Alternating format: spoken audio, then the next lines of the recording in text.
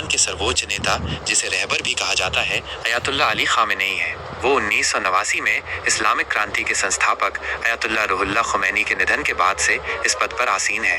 Khamenei को Iran में सबसे शक्तिशाली व्यक्ति माना जाता है, जिनकी शक्तियां राष्ट्रपति और न्यायपालिका से भी ऊपर हैं।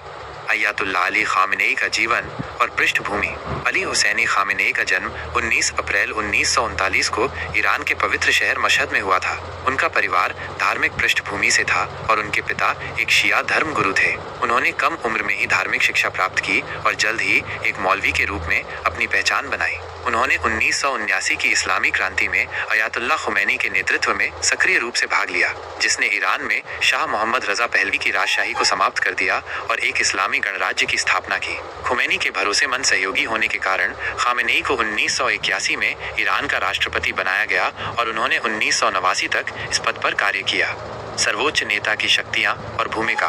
ईरान के संविधान के अनुसार सर्वोच्च नेता देश की समग्र नीतियों का निर्धारण और पर्यवेक्षण करता है, जिसमें घरेलू और विदेशी मामले दोनों शामिल हैं। वो सशस्त्र बलों का कमांडर इन चीफ होता है और युद्ध या शांति की घोषणा का एकमात्र अधिकार रखता है। वो इस्लामिक गणराज्य की खुफिया और सुरक्षा अभियानों को भी नियंत्रित करता है। सर्वोच्च नेता के पास महत्वपूर्ण नियुक्तियां करने या पद से हटाने की शक्ति होती है, जैसे कि न्यायपालिका के प्रमुख, रिवोल्यूशनरी गार्ड्स के प्रमुख और गार्जियन काउंसिल के 6 सदस्यों की नियुक्ति।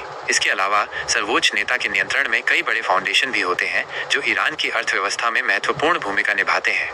तानाशाह या रहबर। पश्चिम में अक्सर अयातुल्लाह खामेनेई को तानाशाह के रूप में देखा जाता है, खासकर उनके कार्यकाल में नागरिक अधिकारों के दमन और पश्चिमी देशों के प्रति कठोर रुख के कारण। हालांकि ईरान के भीतर उन्हें रहबर नेता के रूप में देखा जाता है, जो इस्लामी सिद्धांतों के अनुसार देश का मार्गदर्शन करता है। उनकी विचारधारा पश्चिमी हस्तक्षेप के खिलाफ ईरान की संप्रभुता और इस्लामी मूल्यों को बनाए रखने पर केंद्रित है। 86 वर्ष की आयु होने के बावजूद वह ईरान की राजनीति में एक निर्णायक शक्ति बने हुए हैं और उनके उत्तराधिकारी को लेकर भी चर्चाएं जारी रहती हैं। क्या आप ईरान के सर्वोच्च नेता की किसी विशेष शक्ति या उनके कार्यकाल के किसी पहलू के बारे में